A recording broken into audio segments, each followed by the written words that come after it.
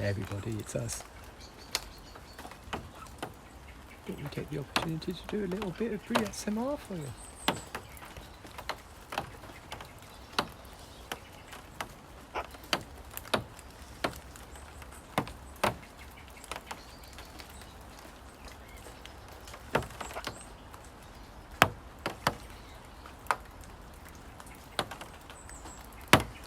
Yeah, it is a little bit like that. Hey Mum. We're okay. So we're over here in the living room. We're dry here, so. Oh, yeah, her blue does pop, doesn't it?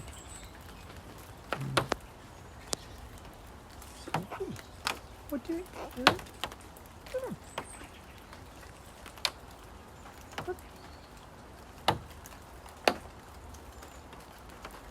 Anyway, Sophie's just staring out into the garden, just like, yeah.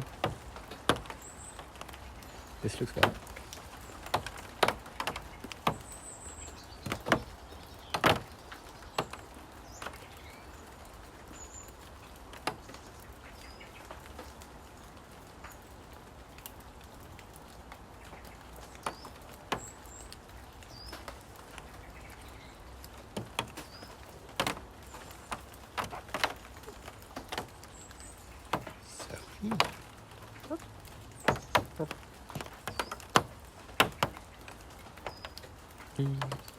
Yeah, she is. She gets a bit thoughtful on rainy days like this.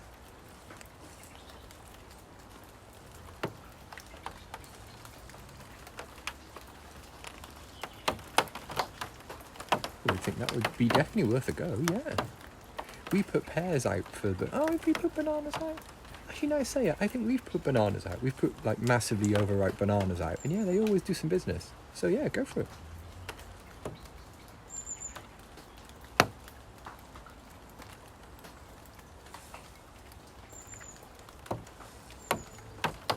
You bored like the rest of us? Yeah, ain't that the truth?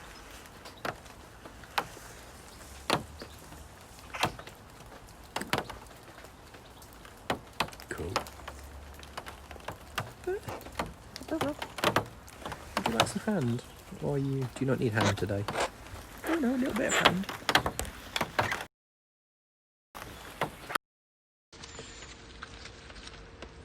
What gross thing are you eating today, Bird? What gross thing have you wedged in there? Oh, it's a bit of cracker. Okay.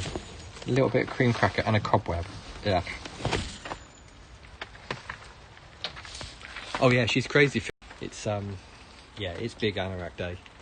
Because it's not raining super hard, but it is raining really consistently. You know what I mean? It's sort of like, it's one of those things where it's not raining hard, but it's raining a lot, if you know what I mean.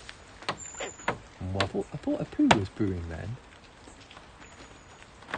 I thought I saw the beginnings of a poo squeeze.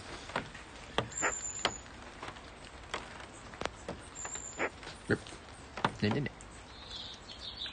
Pending poo, yeah. In the poo queue.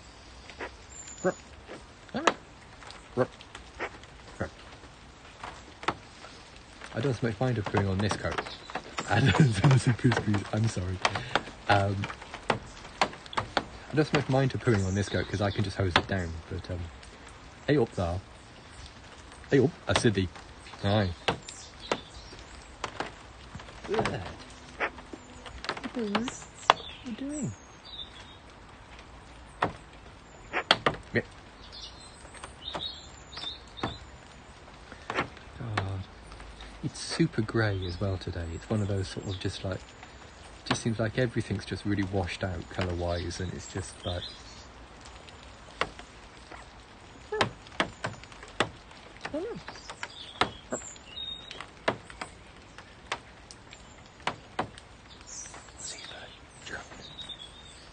Is that the female? Bird. Hey. Yeah, it's super. Pretty much normal weather. Yeah, pretty much normal October weather for here in the UK. You'd moan if it was hot. I love it. I love it. It's such a British phrase. Just like if you say, "Oh, it's cold," it's like, "Oh, you'd moan if it was hot." It's like, I would, yeah, because I'm British. You know, and moaning about the weather is literally the only thing we have now. So, so yeah, I would moan if it was hot. Thank you very much for asking. There are 2 weeks a year when I am comfortable. Now go away. Come on. There. Hey.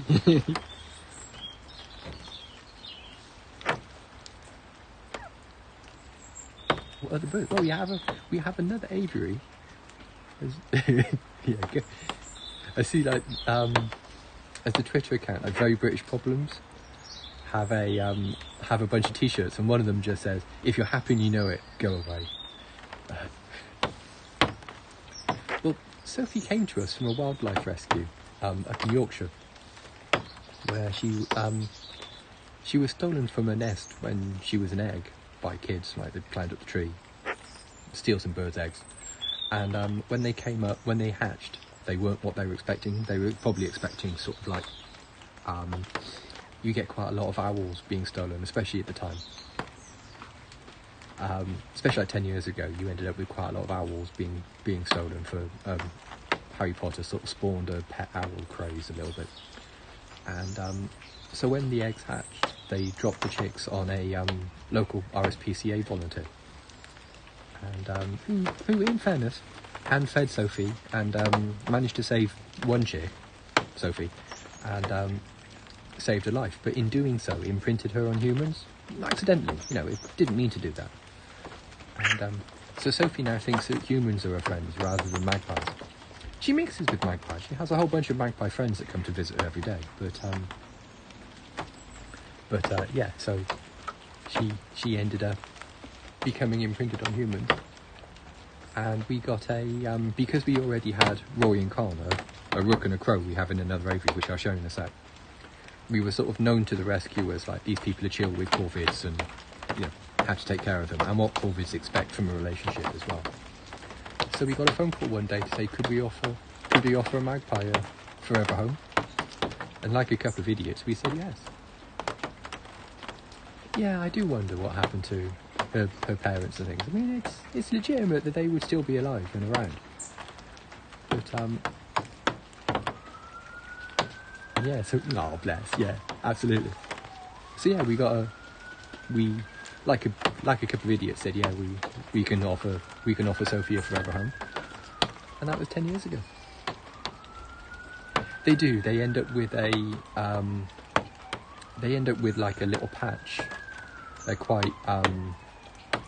quite territorial. So the offspring 1 year will stay around, move away a little bit, but not far. They tend not to sort of like go miles away from where they were born and that kind of thing. So yeah, they sort of slowly spread by like the size of the family. Hey, look, bird, are you there?